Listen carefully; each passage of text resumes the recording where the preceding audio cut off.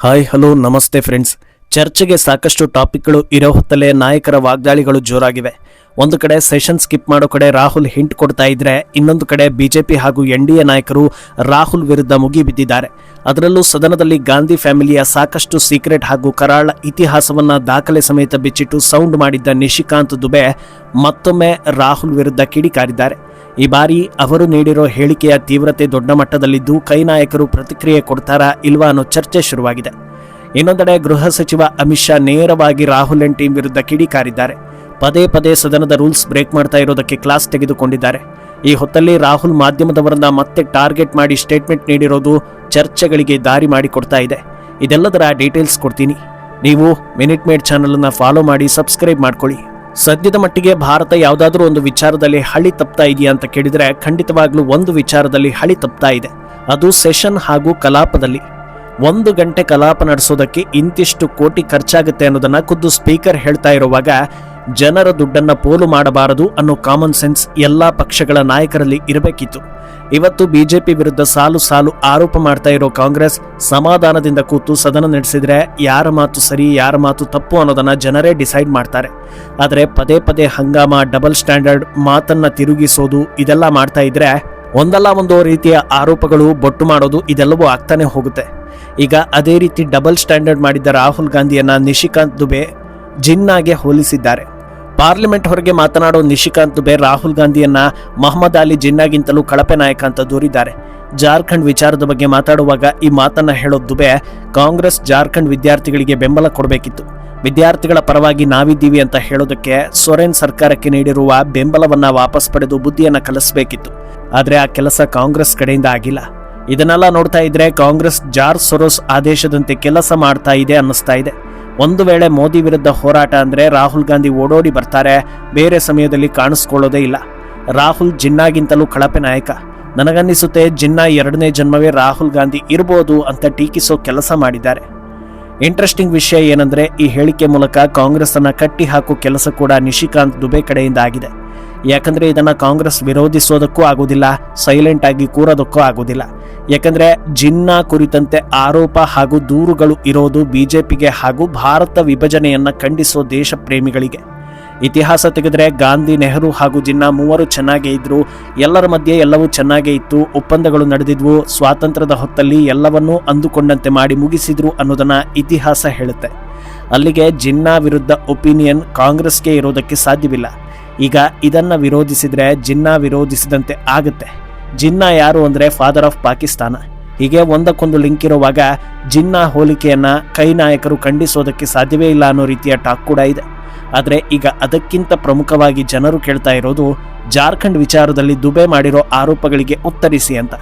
ಇನ್ನು ದೆಹಲಿ ಗಲಭೆ ನಡೆದ ಬಳಿಕ ಒಂದೇ ವಿಚಾರವನ್ನ ರಾಹುಲ್ ಹಾಗೂ ಕೈ ನಾಯಕರು ಹೈಲೈಟ್ ಮಾಡಿಕೊಂಡು ಬರ್ತಾ ಇದ್ರು.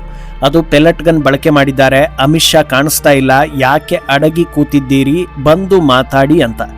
ಇದೆಲ್ಲದಕ್ಕೂ ನಿನ್ನೆ ಅಮಿತ್ ಶಾ ಸಂಸತ್ ಹೊರಗಡೆ ಮಾಧ್ಯಮಗಳ ಮುಂದೆ ಮಾತಾಡುವಾಗಲೇ ಉತ್ತರವನ್ನ ಕೊಟ್ಟಿದ್ದಾರೆ.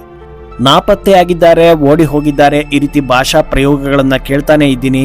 ಈ ಬಾರಿಯ ಸೆಷನ್ ಶುರುವಾದಾಗಿನಿಂದಲೂ ನಾನು ಸಂಸತ್ ಭವನಕ್ಕೆ ಬರ್ತಾನೆ ಇದ್ದೀನಿ. ನನ್ನ ಕಚೇರಿಯಲ್ಲಿ ಕೂತು ಕೆಲಸ ಮಾಡ್ತಾನೆ ಇದ್ದೀನಿ. ಯಾಕೆ ಸಂಸತ್ತೊಳಗೆ ಬರಲಿಲ್ಲ ಅಂದ್ರೆ, ಅಲ್ಲಿ ಆರೋಗ್ಯಕರ ಚರ್ಚೆ ನಡೆದರೆ ಭಾಗಿಯಾಗ್ಬೋದು. ಆದರೆ ಅದಕ್ಕೆ ವಿಪಕ್ಷಗಳು ಬಿಡ್ತಾನೆ ಇಲ್ಲ. ಎರಡೂ ಮನೆಗಳಲ್ಲಿ ಗಲಾಟೆ ನಡೆಸಿ ಸದನವನ್ನ ಹಾಳು ಮಾಡ್ತಾ ಇದ್ದಾರೆ. ಹೀಗಿರುವಾಗ ಅಲ್ಲಿ ಬಂದು ಏನು ಪ್ರಯೋಜನ?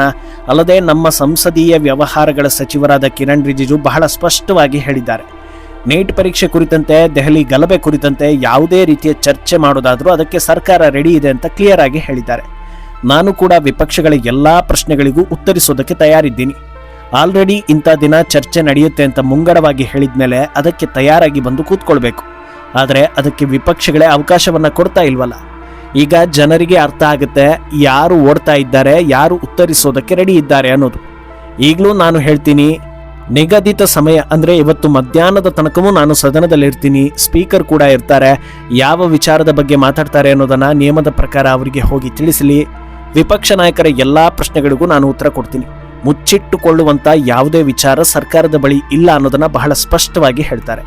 ಹಾಗೆ ಮುಂದುವರೆದು, ವಿಪಕ್ಷಗಳು ಯಾಕೆ ಚರ್ಚೆ ಬೇಡ ಅಂತಿದ್ದೀರಿ ಅನ್ನೋದನ್ನ ಕೂಡ ಚರ್ಚೆ ಮಾಡೋಣ. ಮೋದಿ ನೇತೃತ್ವದ ಬಿಜೆಪಿ ಅಥವಾ ಎನ್ಡಿಎ ಸರ್ಕಾರ ಎಲ್ಲಾ ರೀತಿಯ ಚರ್ಚೆಗಳಿಗೂ ತಯಾರಿದೆ. ಮಾಧ್ಯಮಗಳ ಮೂಲಕ ನಾನು ಇನ್ನೂ ಸ್ಪಷ್ಟವಾಗಿ ತಿಳಿಸ್ತೀನಿ. ಸಂಸತ್ ನಿಯಮದ ಪ್ರಕಾರ ಲೆಟರ್ ಬರೆದು ಸ್ಪೀಕರ್ ಬಳಿ ಕೊಡಿ, ಎಲ್ಲದಕ್ಕೂ ನಾನು ಉತ್ತರ ಕೊಡ್ತೀನಿ. ಅದನ್ನು ಬಿಟ್ಟು ಹೇಳಿಕೆ ನೀಡಿ ಸ್ಟೇಟ್ಮೆಂಟ್ ಕೊಡಿ ಅಂತ ಹೇಳಬಾರ್ದು. ಇಷ್ಟು ಗಂಭೀರ ವಿಚಾರದ ಬಗ್ಗೆ ಒಂದು ಸ್ಟೇಟ್ಮೆಂಟ್ ಕೊಟ್ಟರೆ ಸಾಕಾಗೋದಿಲ್ಲ. ನಿಮ್ಮ ಪದ್ಧತಿಯಲ್ಲಿ ಇದೆಲ್ಲ ನಡೆಯುತ್ತೇನೋ, ಆದರೆ ಸಂಸತ್ ಪದ್ಧತಿಯಲ್ಲಿ ಇಂಥದ್ದಕ್ಕೆಲ್ಲ ಅವಕಾಶ ಇಲ್ಲ. ಈಗಲೇ ಒಂದು ಲೆಟರ್ ಬರೆದು ಕೊಡಿ, ಈ ವಿಚಾರದ ಬಗ್ಗೆ ಕಂಪ್ಲೀಟ್ ಆಗಿ ಎಲ್ಲ ರೀತಿಯ ಮಾತುಕತೆಗಳನ್ನು ನಡೆಸಿ ಪಿನ್ ಟು ಪಿನ್ ಚರ್ಚೆ ಮಾಡೋಣ. ಸ್ಪೀಕರ್ ಬಳಿ ಅನುಮತಿ ಪಡೆದು ಬನ್ನಿ, ಆಗ ದೇಶದ ಜನರಿಗೂ ಕೂಡ ಒಂದು ಕ್ಲಾರಿಟಿ ಸಿಗುತ್ತೆ. ಎಲ್ಲದಕ್ಕೂ ಮೊದಲು ಸಂಸತ್ ಚರ್ಚೆಗಳನ್ನು ನಡೆಸೋದಕ್ಕೆ ಅವಕಾಶ ಕೊಡಿ ಅಂತ ಟೀಕಿಸ್ತಾರೆ. ಇನ್ನು ಚರ್ಚೆಯಲ್ಲಿ ಭಾಗವಹಿಸ್ತೀರಾ ಅಂತ ಕೇಳಿದರೆ ಪ್ರತಿಕ್ರಿಯಿಸೋ ರಾಹುಲ್ ಗಾಂಧಿ, ಖಂಡಿತ ಇಲ್ಲ, ನಾವು ಈಗಾಗಲೇ ಖರ್ಗೆ ಜೊತೆ ಮೀಟಿಂಗ್ ಮಾಡಿ ನಿರ್ಧಾರ ಮಾಡಿದ್ದೀವಿ. ಅಮಿತ್ ಶಾ ಲೆಕ್ಚರ್ ಕೇಳೋದಕ್ಕೆ ನಮಗೆ ಇಂಟ್ರೆಸ್ಟ್ ಇಲ್ಲ, ಆದ್ರಿಂದ ನಾವು ಚರ್ಚೆಗೆ ಬರೋದಿಲ್ಲ ಅಂತ ಹೇಳಿದ್ದಾರೆ. ಹಾಗೆ ಮುಂದುವರೆದು ಹಳೆ ಕಥೆಯನ್ನ ಹೇಳೋ ರಾಹುಲ್, ನಮಗೆ ಬೇಕಾಗಿರೋದು ಪೆಲೆಟ್ ಗನ್ ಬಳಸೋದಕ್ಕೆ ಆರ್ಡರ್ ಕೊಟ್ಟಿದ್ದು ಯಾರು ಅನ್ನೋದಕ್ಕೆ ಉತ್ತರ. ಶೂಟೌಟ್ ಮಾಡಿದ್ರಿಂದ ಒಬ್ಬನಿಗೆ ಕಣ್ಣು ಗಾಯ ಆಗಿದೆ, ಇನ್ನೊಬ್ಬನಿಗೆ ಕುತ್ತಿಗೆಗೆ ಗಾಯ ಆಗಿದೆ. ಈ ಆರ್ಡರ್ ಕೊಟ್ಟಿದ್ದು ಯಾರು ಅನ್ನೋದನ್ನ ಹೇಳಬೇಕು. ಉತ್ತರ ಕೊಡೋ ಹಾಗಿದ್ರೆ ಕೊಡಲಿ, ಇಲ್ಲದೇ ಇದ್ರೆ ಅಮಿತ್ ಶಾ ರಾಜೀನಾಮೆ ಕೊಡಲಿ ಅಂತ ಹೇಳ್ತಾರೆ. ಇದೊಂಥರ ಹೇಗಿದೆ ಅಂದರೆ, ರೋಗಿಯೊಬ್ಬ ನನಗೆ ಕಾಯಿಲೆ ಇದೆ ಚಿಕಿತ್ಸೆ ಕೊಡಿ ಅಂತ ಬೊಬ್ಬೆ ಹೊಡೆಯೋದು.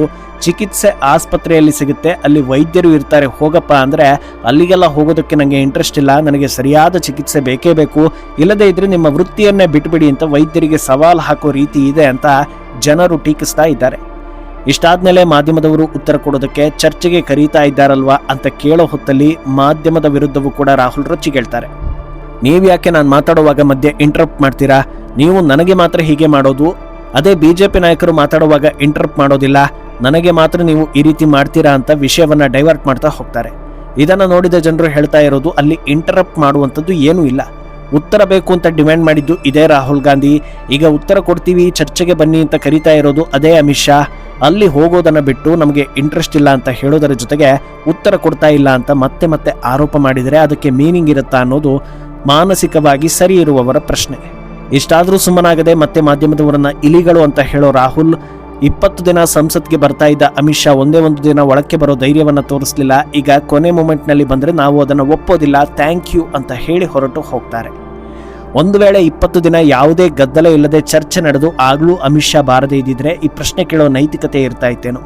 ಆದರೆ ಬರೋ ತನಕ ಬರಲಿಲ್ಲ ಅಂತ ಬೊಬ್ಬೆ ಹಾಕಿ ಬರ್ತಾ ಇದ್ದ ಹಾಗೆ ನಮಗೆ ಇಂಟ್ರೆಸ್ಟ್ ಇಲ್ಲ ಅಂತ ಹೇಳಿದರೆ ಇಲ್ಲಿ ಹೆದರಿದ್ಯಾರು ಓಡಿದ್ಯಾರು ಅನ್ನೋದು ನಿಮಗೆ ಅರ್ಥ ಆಗಿರುತ್ತೆ. ಈ ಸ್ಟೋರಿ ಬಗ್ಗೆ ನಿಮ್ಮ ಅನಿಸಿಕೆಯನ್ನ ಕಮೆಂಟ್ ಮಾಡಿ. लेकिन वो कह रहे हैं आपने मुझसे सवाल पूछा, आप उनको इंटरप्ट करती हैं? उनसे नहीं, जब वो बोलते हैं मैं कांग्रेस देखती हूँ। सुनिए, जब वो बोलते हैं आप इंटरप्ट करते नहीं, हैं? आप बोलिए सर, नहीं, मेरा उसी से जवाब जुड़ा हुआ बोलिए। था। आप इंटरप्ट करते हैं जब वो बोलते हैं? क्यों नहीं करते हैं? हमें इंटरप्ट करते हैं, हमें 24 घंटा इंटरप्ट करते हैं, मगर उनको कभी इंटरप्ट नहीं करते आप? उनमें क्या स्पेशल चीज है जो पूरा मीडिया चुप करके चूहे जैसे उसके सामने खड़ा हो जाता है? आपको स्टूडेंट्स नहीं डर रहे हैं, पूरे देश में स्टूडेंट्स नहीं डर रहे हैं, आपको भी नहीं डरना चाहिए।